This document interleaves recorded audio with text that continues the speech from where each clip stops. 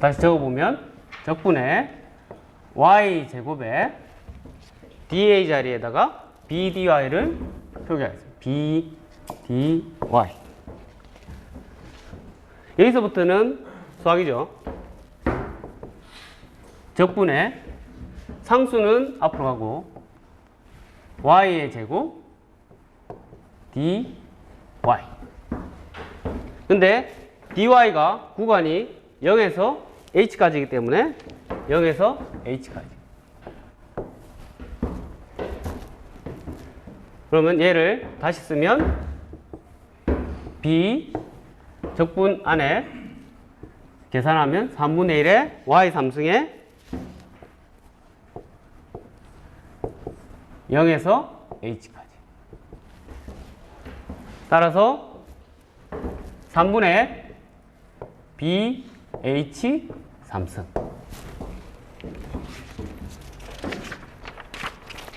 그래서 여기까지는 ixx, x축에 대한 2차 모멘트를 계산을 했습니다.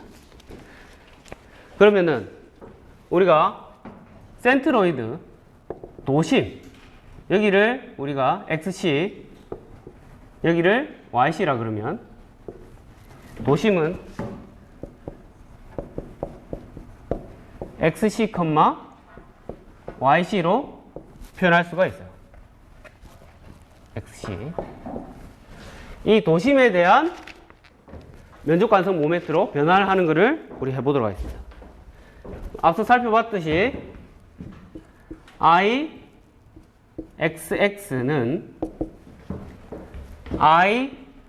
ixc 더하기 a의 y'의 제곱이라고 그랬어요. 여기서는 바로 그냥 y라고 표기를 할게요. 다시 말해서 여기 있는 이 축 붉은색으로 표현하면 이 축에 대한 면적관성 모멘트를 구하는 게 되겠습니다. 그러면 여기서 ixx는 3분의 bh 3승으로 구해져 있어요. 얘는 이미 알고 있어요. 얘는. 그러면은 모르는 게 y하고 a인데 y는 얘의 도심이 x축으로는 2분의 b, y축으로는 2분의 h. 그래서 이 경우에는 xc축에 대한 면적관성 모멘트하고 x축에 대한 면적관성 모멘트의 상호관계를 이용해서 이 거리를 2분의 h를 알 수 있어요. 그래서 면적 a는 y는 방금 전에 얘기했던 2분의 h가 될 것이고, 면적 a는 당연히 단순 사각형이니까 b 곱하기 h 해서 bh. 이렇게 한 상태에서 xc를 구해보면 ixc는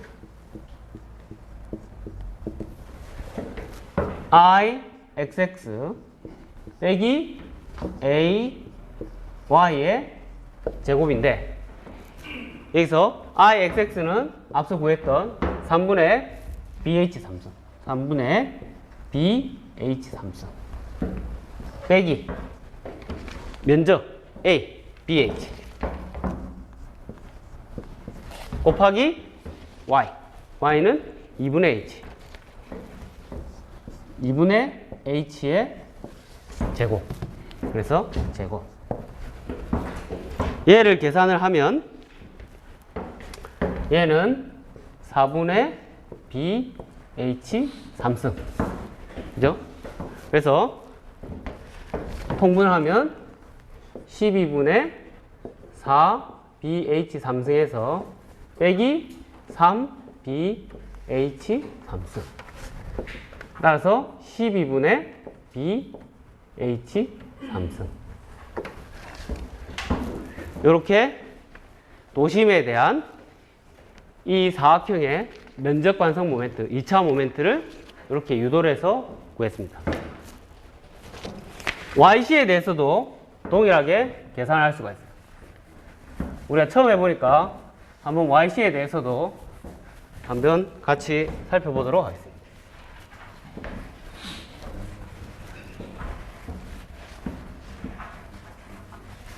다 적었죠?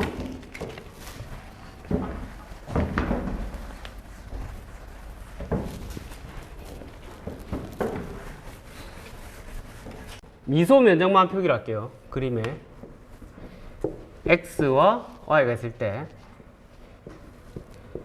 B, H에 이번에는 Y 방향으로 이렇게 미소 면적을 자릅니다. 그래서 Y 방향의 미소 면적을 보면 H는 그대로 여기에 H로 표기될 것이고 얘는 dx. 그래서 정의에서 I, YY는 적분의 x제곱 y축에 대한 2차 모멘트 dA. 근데 da가 이 그림에서는 높이 h 곱하기 dx.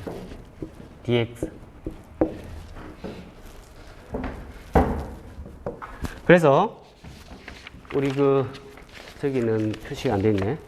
그래서 적분의 x제곱 곱하기 h dx. 여기 미소 면적 da가 앞서 얘기했던 이런 형태로 미소 면적을 잘라서 다 더하면 이렇게 되기 때문에 h의 x제곱 dx.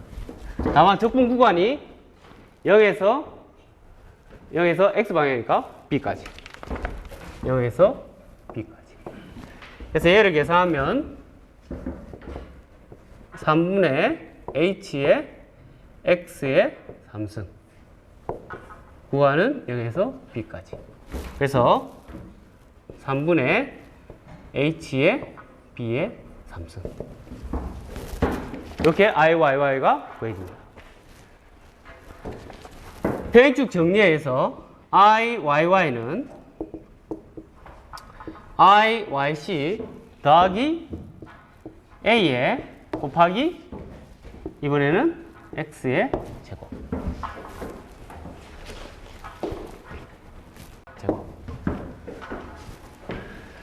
IYY는 아까 여기 구했죠. 3분의 얘는 여기서 우리 구했습니다. 가죠. 면적은 앞서 살펴봤다시피 BH니까 여기는 BH가 들어가고 BH.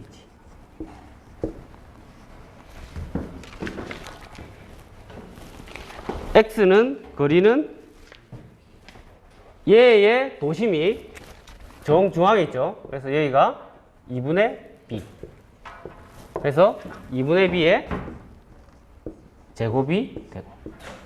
그래서 정리해서 쓰면 3분의 H의 B의 3승 빼기 BH 곱하기 2분의 B의 제곱이니까 4분의 B의 제곱.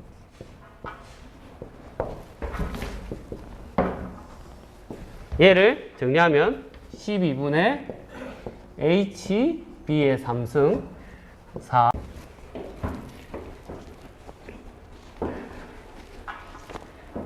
그래서 결과적으로 12분의 H B의 3승. 그래서 우리 통상 사각형의 도심에 대한 면적 관성 모멘트는 많이 써보면 기억을 하게 됩니다. 12분의 BH 3승 혹은 B, 높이는 H.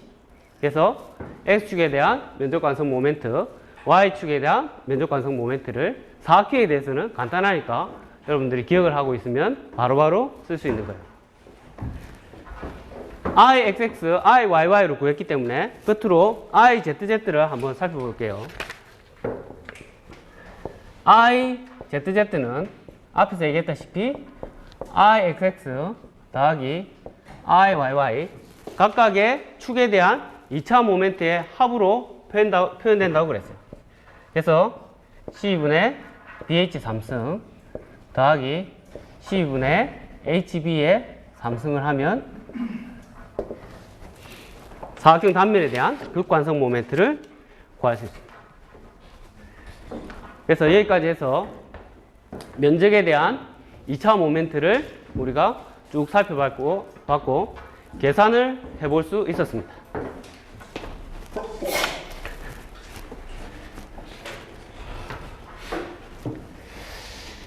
자, 오늘 쉽지 않은 그 개념에 대한 우리가 이해를 한번 해봤습니다. 면적 관성 모멘트. 관성에 대해서는 우리가 많이 들어왔지만 관성의 모멘트에 대해서는 회전하는 것에 대한 저항하는 능력에 대해서는 우리가 별로 살펴보지 않았는데 오늘 수업했던 것을 한번 정리해 보면 다음과 같습니다. 관성 모멘트가 무엇인지 특히 회전에 대한 회전 관성 모멘트의 정의를 한번 살펴봤었고 그리고 어떤 임의의 물체에 대한 임의의 물체의 도심에서의 면적 관성 모멘트를 구하기 위해서 각각 축에 대한 모멘트, 면적 관성 모멘트, 그리고 평행축 정리, 각 축에 대한 모멘트, 그리고 면적과 두 축 사이의 거리를 이용한 평행축 정리를 이해를 해봤었습니다. 그래서 이 두 가지를 이용해서 면적 관성 모멘트의 계산 방법이 어떻는지 한번 살펴봤었고 실제로 우리가 사각형, 단순 사각형 폭이 B, 높이 H에 대한 예제를 가지고 한번 면적 관성 모멘트를 한번 살펴봤었습니다. 그래서 이 면적 관성 모멘트가 여러분들 선박 계산에 있어서는 가장 중요한 계산이고 앞으로 여러분들이 조선해양 전공을 하고 앞으로 공부를 계속 하게 되면 그리고 실무에 가서 일을 할 때 이 면적 관성 모멘트에 대한 계산을 실제로 할 경험이 많이 있어요. 그리고 최근에 요즘은 다 컴퓨터로 시뮬레이션을 하거나 해석을 다 하기 때문에 그 컴퓨터 이면에 코딩화돼서 프로그래밍화돼서 이런 계산들이 다 들어있어요. 그래서 여러분들이 일일이 손으로 계산할 일은 현업에 가면 별로 없지만 컴퓨터 프로그래밍 안에 어떤 것 내용들로 구성되어 있는지 여러분들이 잘 이해하고 있어야 다음에 활용하는데 상당히 도움이 됩니다. 그래서 오늘은 면적 관성 모멘트 평행축 정리 실제로 간단한 예를 가지고 한번 계산을 해봤었습니다. 풀이를 해봤고 다음 시간에는 부면심, 센터 오브 플로테이션, 부면심에 대해서 강의를 할 텐데 부면심에 대해서 간단하게 미리 한번 얘기를 드리면 부채가 이렇게 있으면 주로 배를 이용하면 흘수가 이렇게 있을 거예요. 흘수가 이렇게 탁 잘릴 텐데 흘수를 기준으로 이렇게 살펴보면 이 면 얘를 우리가 수선면이라 그러죠. 수선면의 중심, 회전 중심 얘를 우리가 센터 오브 플로테이션에서 센터 오브 플로테이션 이렇게 표현을 합니다. 그래서 길이 방향에 대한 실무에 가면 길이 방향에 대한 센터 오브 플로테이션을 우리가 TNS라고 하는 트림 앤 스터빌리티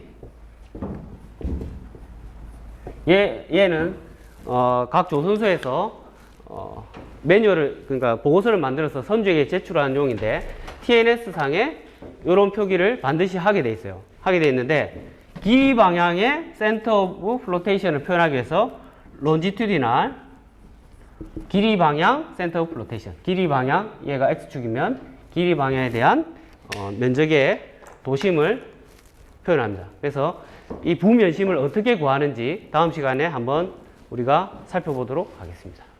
그래서 오늘은 여기까지 강의를 하도록 하겠습니다. 이상입니다.